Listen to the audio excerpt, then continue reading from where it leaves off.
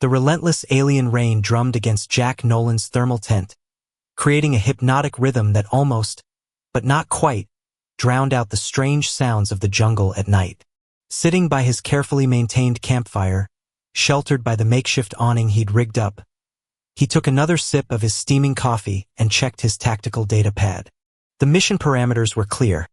Scout the unexplored region of Proxima B, designated as Zone 7, and report any signs of intelligent life or valuable resources. So far, he'd found plenty of the latter.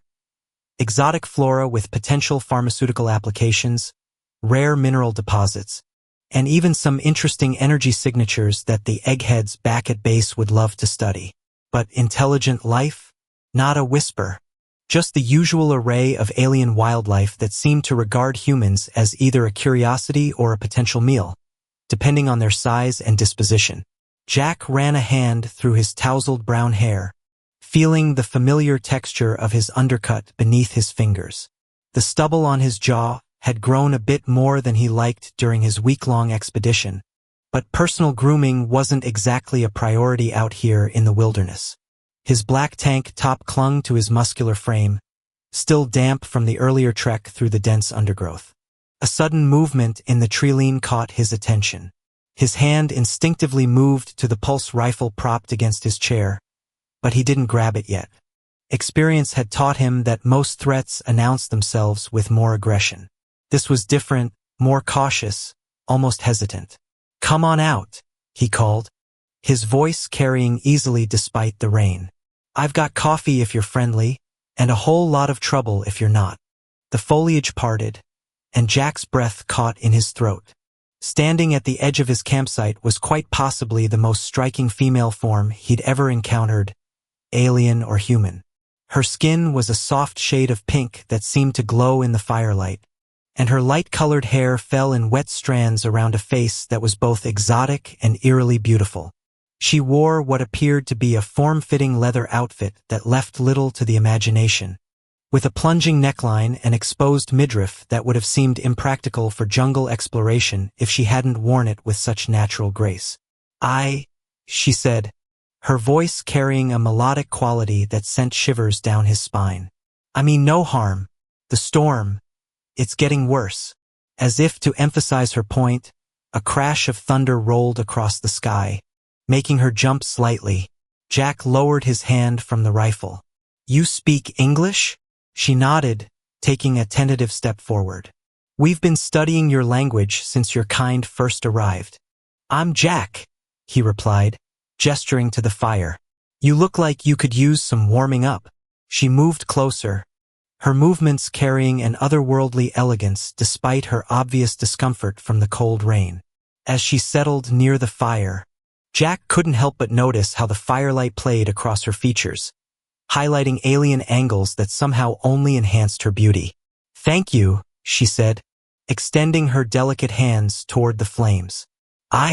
I got separated from my survey team when the storm hit. Our equipment doesn't work well in these conditions." Jack tried to maintain professional composure despite the strange flutter in his chest. "That's rough. These storms can last for days out here. You're welcome to wait it out by the fire." Lorena glanced at his tent, then back at him with an expression he couldn't quite read. "Actually, would it be possible? Would you mind if I stayed in your tent? Just until morning?" Jack felt his pulse quicken. Every security protocol and regulation screamed against the idea of letting an unknown alien into his shelter. But something in her eyes, something vulnerable yet mischievous, made him want to throw caution to the wind. "Sure," he heard himself say. "It's not exactly spacious, but it's dry." Her smile was radiant. "Thank you, Jack. You're very kind." As he helped her settle into the tent, Jack couldn't shake the feeling that this night was about to become far more interesting than any of his previous expeditions. He just had no idea how right he was. The jungle erupted in chaos as another explosion rocked the ground. This time it was closer. Jack grabbed his tactical gear, while Lana's fingers flew over her communication device. Her previous casual demeanor had been replaced by focused intensity. "Traxon," she spat, the name like a curse. He's been tracking me across half the sector. I'm guessing he's not part of your survey team, Jack said, checking his pulse rifle's charge. The weapon hummed to life, its status display glowing a reassuring green. No, he's a fanatic of my species, Lorena explained, her pink skin taking on a subtle luminescence that Jack hadn't seen before.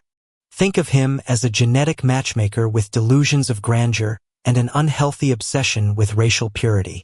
A deep, resonating roar echoed through the trees, causing the local wildlife to scatter in panic. Jack felt the sound in his bones, an ancient part of his brain screaming danger. That's not a happy sound, he muttered, shouldering his pack. Lana's expression hardened. Traxon believes our species should remain untainted by outside influences. He's part of a conservative faction that sees humans as primitive warriors, lucky to have our technology. Her lips curved into a sardonic smile. He's especially opposed to any intimate relations between our kinds. And last night, Jack began to understand. It was a choice, Lorena said firmly. Our species females select mates based on character, courage, and compatibility, not arbitrary genetic markers or social status. It's why we evolved our empathic abilities in the first place. The trees ahead of them suddenly parted, revealing a towering figure that made Jack's jaw drop. He stood at least 8 feet tall, with crystalline growths protruding from his shoulders and deep magenta skin. Traxon cut an imposing figure. His face might have been considered handsome by his species standards, but it was twisted with rage. Lorena! His voice boomed across the clearing. You disgrace our lineage by consorting with this primitive. Jack raised his rifle, but Lorena stepped in front of him. Her body began to emit a soft, pulsing glow.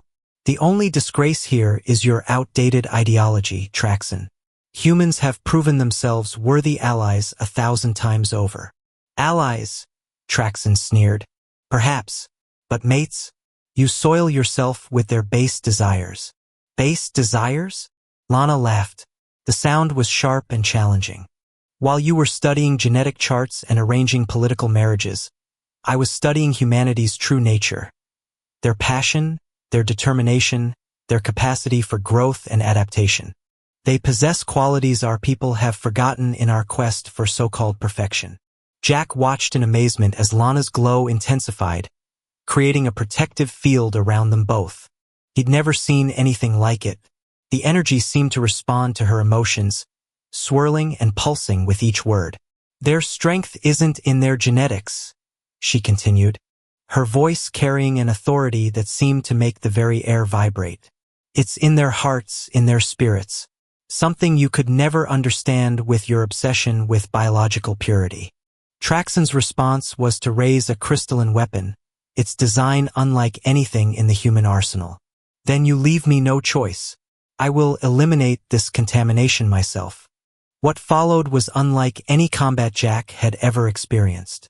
Lorena's protective field deflected energy blasts, while she demonstrated abilities he hadn't imagined possible. She moved with incredible speed, her body's glow creating afterimages as she engaged Traxon in close combat. Her smaller size proved an advantage as she ducked and weaved around his powerful but slower attacks. Jack provided covering fire when he could, the shots from his pulse rifle forcing Traxon to divide his attention. The jungle around them was being torn apart by the battle. Trees splintering and ground scorched by errant energy blasts. Your human can't even protect himself, Traxon taunted as he deflected another burst of rifle fire. How can such a weak species possibly contribute to our evolution? Strength isn't just about physical power. Lorena shot back, landing a spinning kick that actually staggered the larger alien.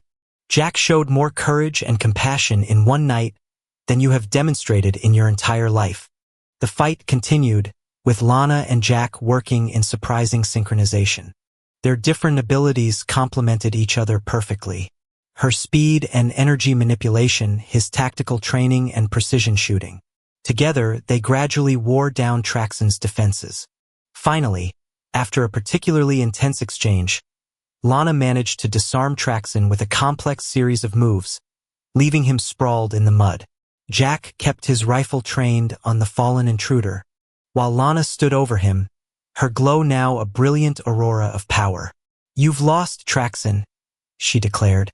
"Not just this fight, but the future. Our people need new perspectives, new strengths. Humanity offers that possibility." Traxon spat in disgust. "The Council will hear of this perversion." "Good," Lana smiled, though there was steel in her voice. "Let them hear how a human and I defeated one of their precious purists. Let them wonder what other surprises might come from such partnerships." She turned to Jack, her expression soft. "There's something else you should know," she began, then swayed slightly, her glow dimming. Jack caught her before she could fall, noting how her skin seemed to pulse with an internal light, different from her combat glow. "Lana? What's wrong?" She pressed a hand to her abdomen, looking up at him with a mix of wonder and uncertainty. "Remember when I said there was much you didn't know about my people? Well, that night, my species consents to conception immediately. We're compatible in ways nobody expected." Jack's world tilted on its axis as the implications hit him. "You mean?" The jungle's humidity felt heavier than ever as Jack processed Lana's revelation. His mind raced with implications, while his heart did acrobatics in his chest. "A child," he managed, his voice barely above a whisper. "Our child." Lorena's hand remained pressed against her abdomen, her eyes meeting his with an intensity that made his breath catch.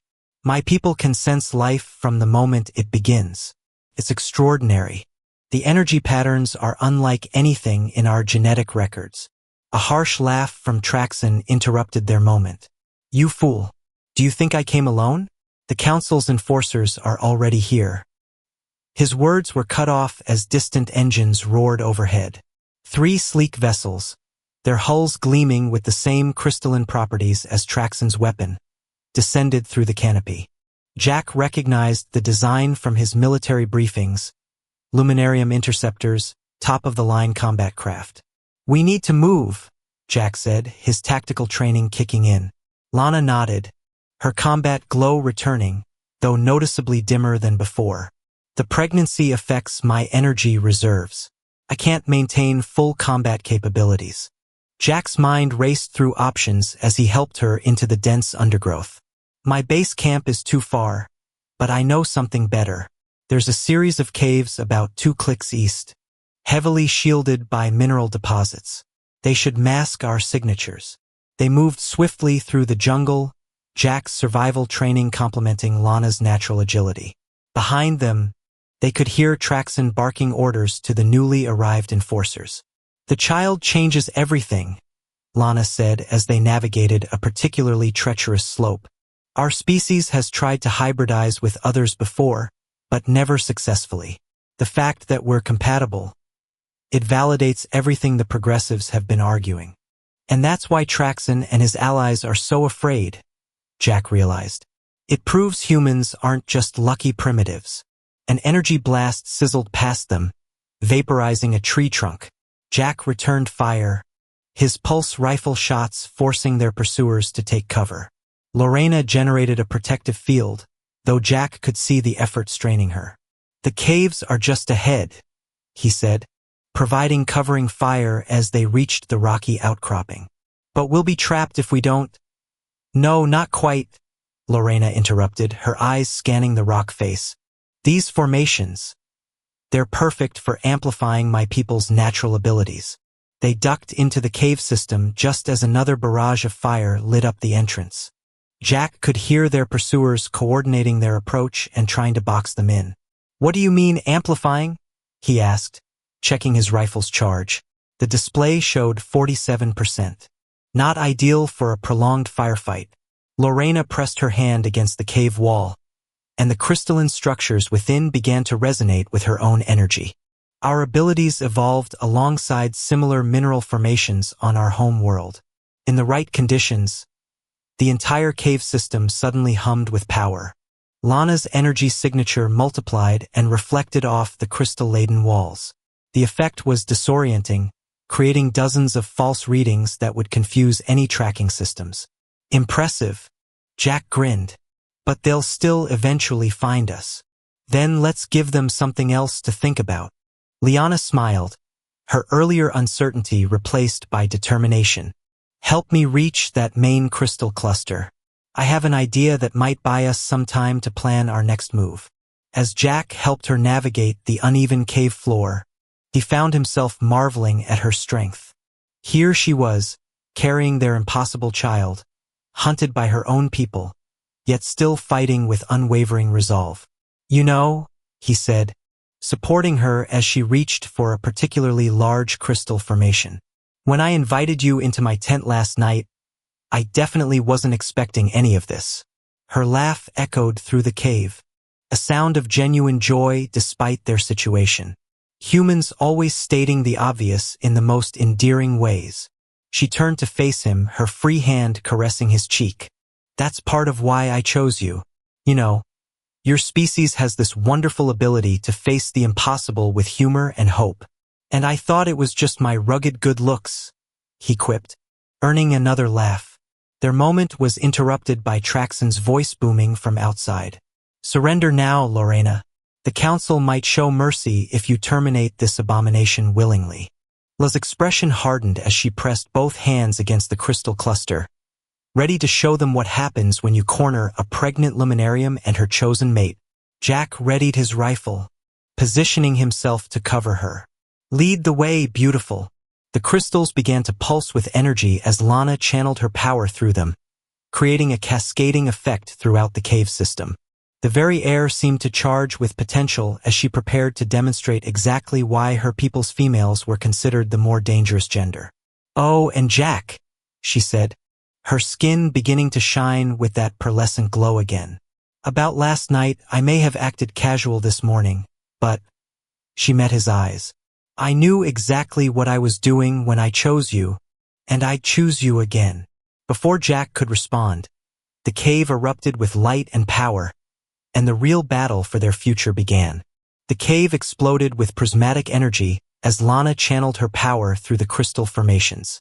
The resulting blast sent Traxon's enforcers scrambling for cover, their sensors overloaded by the massive energy surge. But the display had another unintended effect. It lit up every monitoring system within a 100-meter radius. Jack's tactical comm crackled to life. Scout Nolan, this is command. We're detecting massive energy signatures at your location. Status report. Before he could respond, another voice cut through, this one speaking in the melodic tones of the Luminarium language, though Jack's universal translator handled it smoothly. This is High Counselor Astra.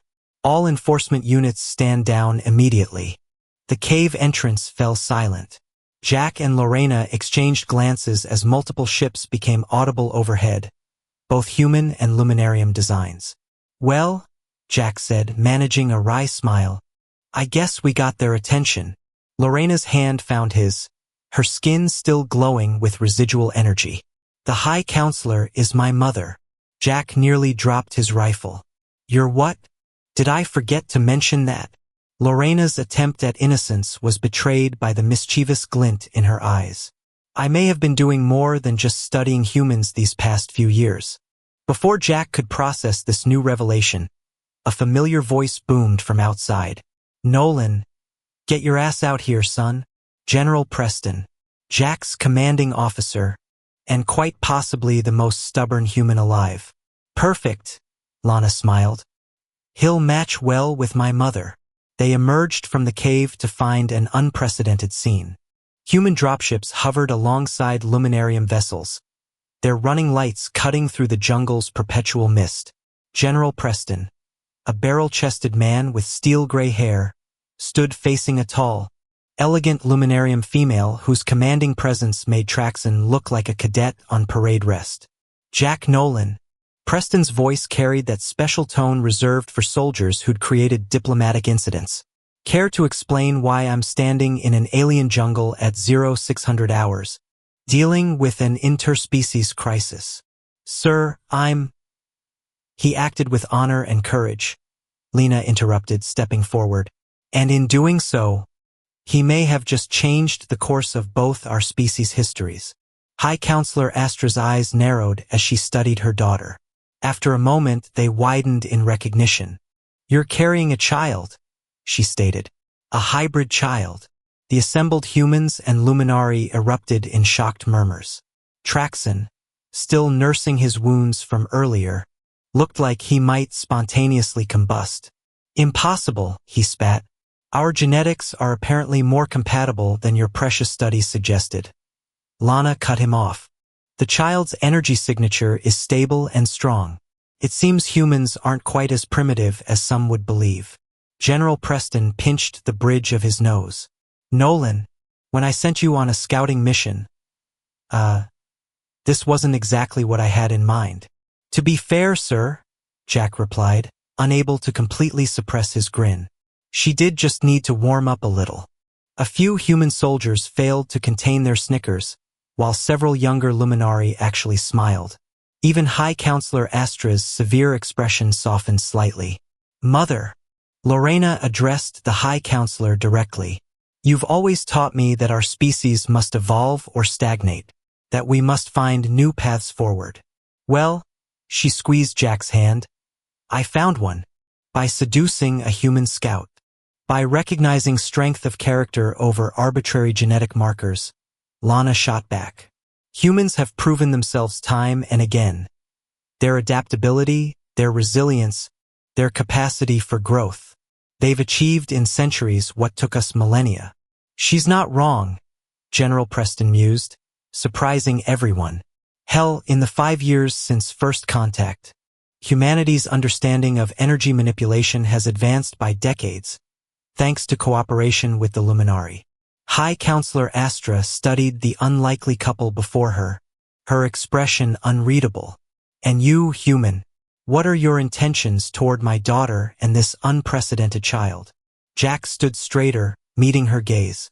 "With all due respect, High Counselor, I may not understand all your customs or biological capabilities, but I know that Lana chose me, trusted me, and now carries my child. Where I come from, that means something. I'll stand by her, face whatever challenges come, and do everything in my power to protect them both." A long moment of silence followed his declaration. Then, unexpectedly, High Counselor Astra laughed, a sound so musical it made the nearby crystals resonate. "Well said, Jack Nolan," she smiled. "Perhaps there is hope for both our species yet." "Ma'am," General Preston stepped forward, "I propose we take this discussion somewhere more comfortable. My base camp is equipped with both human and luminarium facilities. We can begin formal diplomatic talks regarding this unique situation." "Agreed," Astra noted, "though I suspect my daughter and her chosen mate have already done more for diplomatic relations than 1,000 formal meetings could achieve." As they prepared to move out, Lana pulled Jack aside. "Still processing everything that's happened since you invited a strange alien girl into your tent?" "Honestly," he pulled her close, not caring who saw, "I'm starting to think it might have been the best decision I've ever made." Her answering kiss sent sparkles of energy dancing across their skin, drawing more than a few interested looks from both species representatives. "Fair warning," she whispered again to his lips. "This is just the beginning. Ready for more surprises." Jack laughed, feeling more alive than ever. "Bring it on, beautiful. Bring it on." The human military base hummed with unprecedented activity as both species representatives worked to establish diplomatic protocols. Jack and Lana had been given private quarters, a compromise between human and luminarium design that featured both standard amenities and crystal formations to help stabilize Lorena's energy levels during her pregnancy. "Your mother's driving the medical staff crazy," Jack chuckled, watching Liana adjust the crystal alignment. "I've never seen Dr. Chase so excited about being completely confused." Lana's skin sparkled with amusement. "The feeling's mutual. Mother's personal physician keeps muttering about fascinating human genetic adaptability every time he reviews my scans." Their comfortable moment was interrupted by a subtle vibration in the crystal formations. Lorena's expression shifted instantly from playful to alert. "Down!" Jack dropped and rolled as an energy blast shattered their window. His combat training kicked in as he pulled his sidearm, noting with pride how Lana had already established a protective field around herself. "Conservative faction?" he asked, moving to cover over the door. "Worse," Lana grimaced. "Purists. They make Traxon look progressive." The room's security system activated, but not before three shadowy figures materialized through the broken window. Their armor seemed to absorb light itself, making them appear as living voids. "The abomination must not exist," one intoned, raising a weapon unlike anything Jack had seen before. What followed was a dance of death and light. Jack's military training complemented Lana's abilities perfectly. Where he provided precise covering fire, she manipulated energy fields to deflect attacks and protect their unborn child. The assassins found themselves facing an opponent they hadn't expected.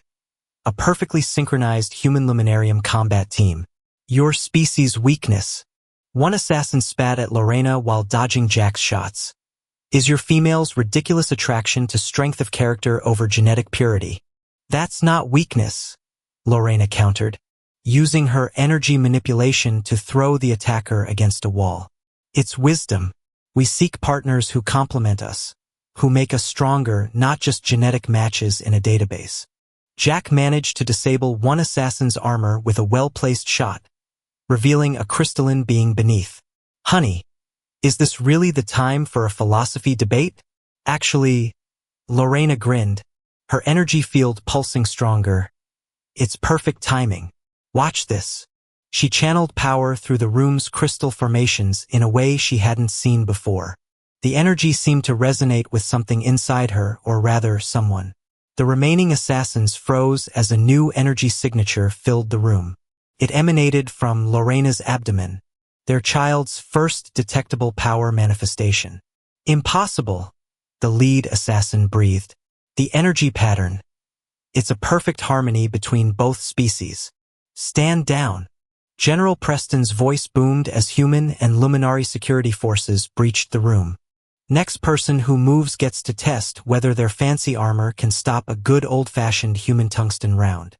The crisis passed quickly after that, but its implications resonated throughout both communities. The assassination attempt had failed spectacularly, instead providing proof of something remarkable. The first human luminarium hybrid was already displaying signs of unprecedented abilities. Later that evening, as medical teams from both species fussed over Lana's health, Jack found himself cornered by High Counselor Astra. "You handled yourself well," she observed, "both during and after the attack." "Thank you, ma'am," he said, "though I suspect you're not here just to compliment my combat skills." Astra's lips curved in a way that reminded him intensely of Lana. "Indeed. Tell me, Jack Nolan, how are you adapting to the rather unique circumstances of your relationship with my daughter?" Jack considered his words carefully. "Honestly, everything since that night in the tent has been a crash course in expecting the unexpected. But Lana, she makes it all worth it, even when she's driving me crazy with her casual attitude toward what humans consider major life events." "Ah, yes." Astra's eyes sparkled with amusement. "Our species does have rather different views on intimacy and pair bonding. Lorena tells me you were quite surprised by her initiative." Jack felt his face heat up. "That's one way to put it. Yet you've embraced every challenge, adapted to every revelation. Very human of you." She studied him intently. "Did you know that in our culture, the female's choice of mate is considered absolute? Once chosen, the male's duty is to prove himself worthy of that choice through his actions, not his genetics." "I'm beginning to understand that," Jack nodded, "and I intend to keep proving myself worthy, both to Lorena and our child." "Good," Astra smiled fully, "because I suspect you'll have plenty more opportunities. The conservatives won't stop easily, and my daughter has always enjoyed challenging traditions." As if on cue, Lorena's voice rang out from the medical bay. "Jack, get in here and tell these doctors that human luminarium hybrid pregnancies don't need to follow either species' normal protocols." Jack couldn't help but laugh. "Speaking of challenges." "Go." Astra waved him off. Show everyone why my daughter chose wisely. As Jack headed off to deal with whatever new situation had arisen, he reflected on how much his life had changed since that rainy night in the jungle. One act of kindness, offering shelter to a mysterious alien woman, had sparked a chain of events that was reshaping two civilizations. And somehow he wouldn't have it any other way. 3 months after the assassination attempt, Jack found himself in an entirely new kind of challenge, shopping for baby supplies in a hybrid human luminarium marketplace. The newly established diplomatic zone had become a fascinating blend of both cultures, though it still produced plenty of amusing misunderstandings. Absolutely not, Lorena declared, examining a traditional human crib with skepticism. Her pregnancy had progressed beautifully, her pink skin now carrying a constant, pearlescent luminescence that drew admiring glances from both species. Our child will need a proper energy-conducting bassinet. Sweetheart, Jack sighed, though he couldn't suppress his smile. Human babies don't typically need crystal arrays to sleep. But human babies don't usually generate quantum energy fields in their dreams, she countered absently, running her hand over her growing belly. Remember last week? Jack chuckled, recalling how their child's nocturnal energy pulses had accidentally activated every electronic device in their quarters. Fair point, but maybe we could compromise? Something that combines both cultures. A familiar voice interrupted their debate. Already thinking like a diplomat, I see. They turned to find General Preston approaching, accompanied by High Counselor Astra. The unlikely pair had become the primary architects of human luminarium integration policies, though their methods often raised eyebrows on both sides. Sir, Jack started to salute, but Preston waved him off. At ease, son. This is a family visit. The general's eyes twinkled with uncharacteristic mischief. Besides, your mother-in-law and I have a surprise for you both. Mother. Lana's energy field flickered with curiosity. What are you plotting? Astra's crystalline laugh drew attention from nearby shoppers. We've had our best artisans and engineers working together. Consider it a gift for our groundbreaking grandchild. She produced a small device that, when activated, projected a hologram of a unique nursery design. It featured elements of both cultures seamlessly integrated. Human-style comfort merged with luminarium energy handling technology. The crystals are grown into the organic materials, Preston explained proudly. The first successful fusion of both species' manufacturing techniques. Jack studied the design with growing appreciation. It's perfect, just like our little energy pulse generator here.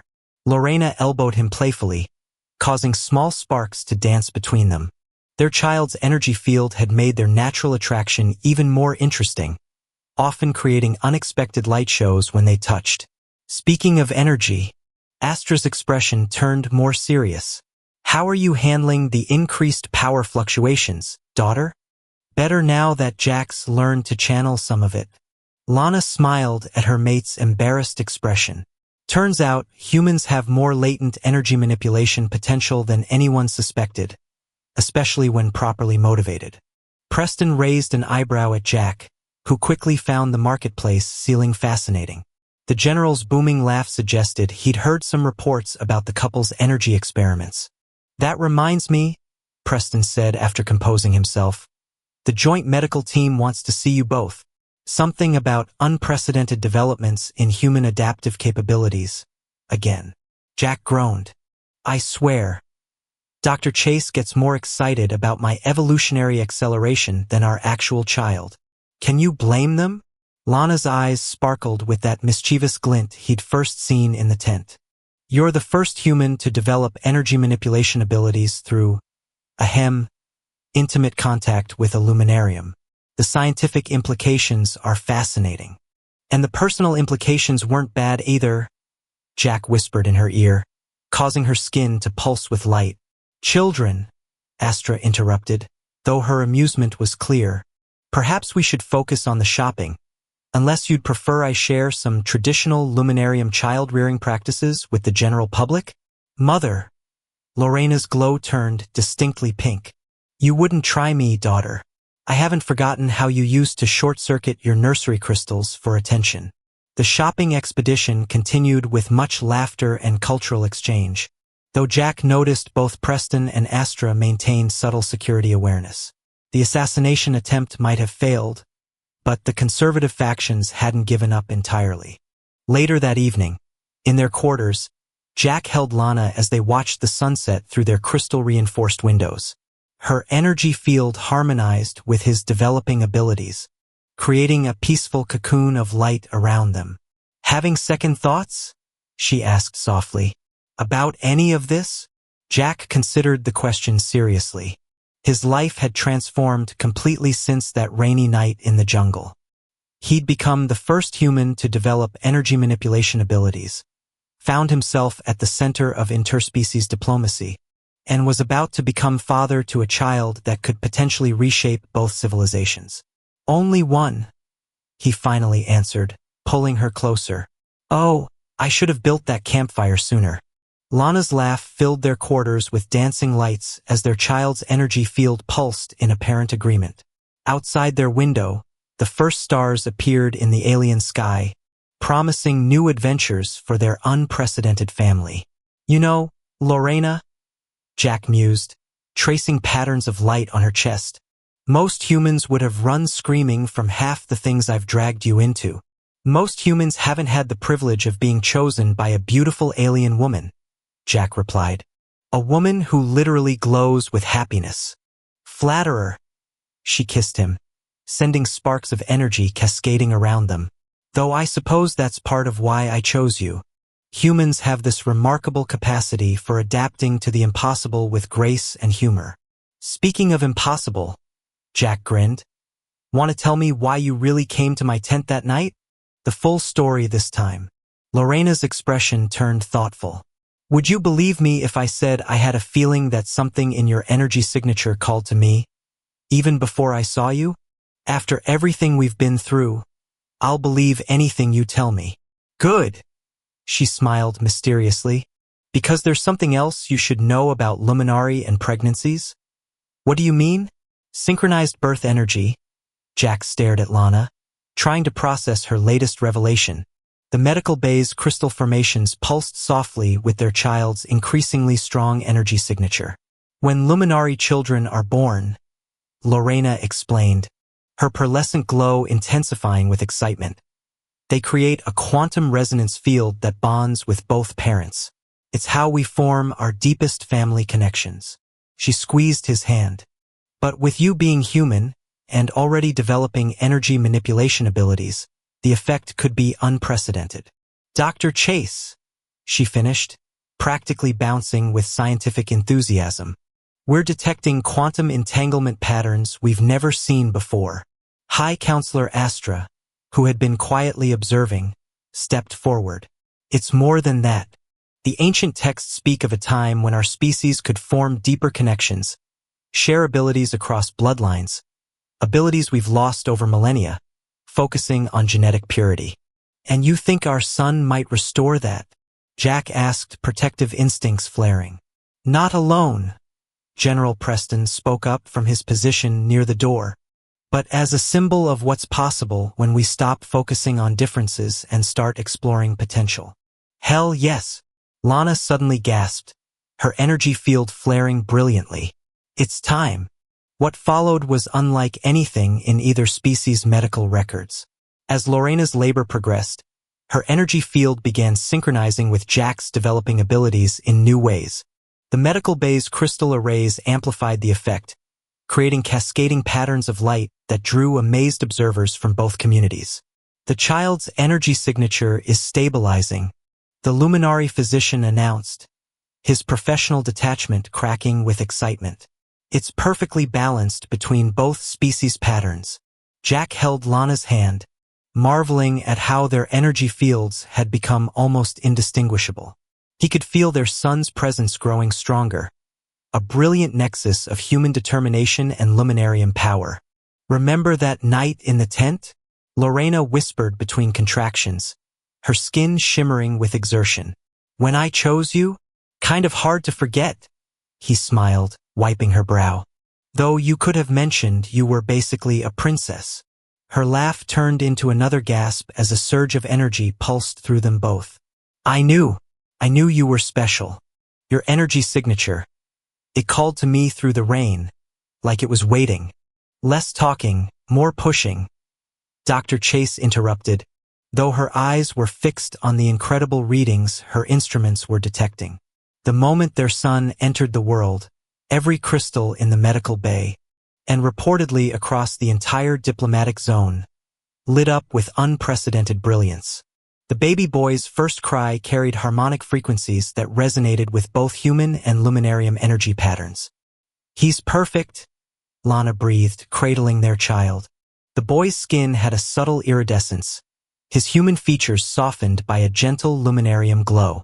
When he opened his eyes, they held depths of awareness that suggested he'd inherited the best of both species' abilities. Alexander, Jack said softly, remembering their agreed-upon name. It means defender of mankind in ancient Earth languages. And in our tongue, Astra added, her usual composure softened by grandmotherly joy. The closest translation means bridge between stars. As if responding to his names, little Alexander's energy field pulsed, creating a miniature aurora that encompassed his parents. Jack felt a connection snap into place. Not just the normal parental bond, but something deeper. A sharing of awareness and ability that left him breathless. That's new, he managed, watching patterns of light dance across his skin. The quantum resonance is spreading, Dr. Chase exclaimed. It's affecting the human medical staff. They're showing increased sensitivity to energy fields. General Preston stepped closer, his weathered face showing unusual emotion. You're telling me this kid is literally teaching humans how to access luminarium abilities? Not teaching, Lana corrected, gazing adoringly at their son. Awakening what was always there. Humans have such potential. You just needed the right key to unlock it. A key forged from love, rather than laboratory experiments, Jack added. Perhaps there's a lesson there for both our peoples. Hours later, after the initial excitement had calmed and the proud grandparents had finally been shooed away, Jack and Lana had a moment alone with their miracle child. Alexander slept peacefully in his quantum-stabilized bassinet, his energy field harmonizing with the room's crystals. So, Jack said, holding Liana close as they watched their son. Was this your plan all along? Seduce a human scout, create a hybrid baby, and revolutionize two civilizations. Please, she scoffed, though her eyes sparkled with mischief. I just needed to warm up. Liar. He kissed her forehead, sending ripples of light cascading over them both.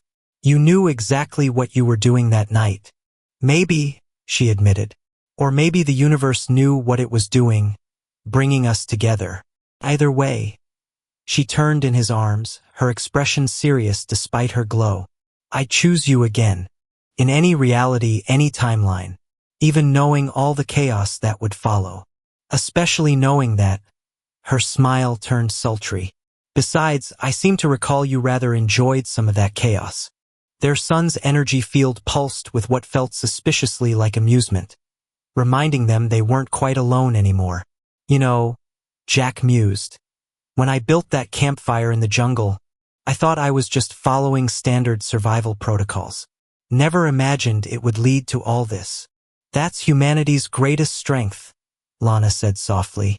You build fires in the darkness, offer shelter to strangers, and in doing so, change the very stars themselves. As if in response, Alexander's energy field created a miniature galaxy of lights above his bassinet, each point of light representing the unlimited potential of their shared future. You know, Lorena, Jack said, a soft smile on his face, I like this ending, but I have a feeling this is only a small glimpse of the story. What should we call it? Lana leaned her head on his shoulder, looking at their son with a love that transcended words. I know what we can name it, Jack. She paused, letting her voice resonate with the weight of their journey. The genesis of harmony, because that is what we've begun here, and that is what our son will continue. Jack felt a rush of emotion at the name, the weight of it settling on him. "I like that," he murmured. "It's perfect." He wrapped his arm around her, pulling her closer as they gazed at their son, Alexander.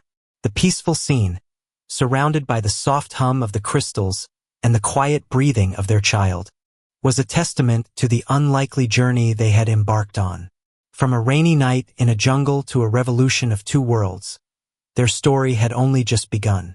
They both sat in silence for a moment, letting the weight of their responsibility and the hope for the future sink in. Then Jack looked at Lorena with a spark of curiosity in his eyes. "So, what's next? Is there anything more I should know about luminarium pregnancies? Or should I just assume everything is going to be some form of spectacular, life-altering surprise?" Lorena chuckled, her skin shimmering with gentle light. "Well, I suppose I could share a few minor details." She paused, her eyes twinkling with mischief. "For instance, did you know that our children tend to exhibit their individual gifts early?" Jack raised an eyebrow. "Individual gifts?" "Yes," she smiled. "Some might be exceptionally adept at energy manipulation, others with heightened empathy or perhaps even a talent for strategic thinking. Our cultures value them all. And," she continued, leaning in closer to his ear, "there's the fact that our offspring often carry a unique link to the planet of their birth, a sensitivity to the very essence of where they first came into being." Jack's eyes widened. "So, Alexander will have a connection to Proxima b." Lorena nodded. "A deep connection. He may even be able to sense changes in the planet's energy flows, see through the very essence of this world itself. It will make him a natural explorer, a bridge between worlds in more ways than one." Jack felt a sense of awe wash over him. Their child was more than just a bridge between human and luminarium. He was a link to an entire planet, a conduit of energy and understanding. "He's going to have a lot to teach us," Jack said softly. Lorena nodded, her smile warm and full of pride. "Indeed, and we'll be right there, learning alongside him as partners, as parents, and as a family." The silence that settled between them was comfortable, filled with the quiet understanding that they had faced the impossible and emerged stronger, more connected, and more hopeful than ever. They watched Alexander sleep, secure in the knowledge that his life, their life, was a testament to love, to courage, and to the incredible potential that bloomed when two worlds dared to meet. Then, in a quiet voice, almost a whisper, Jack spoke.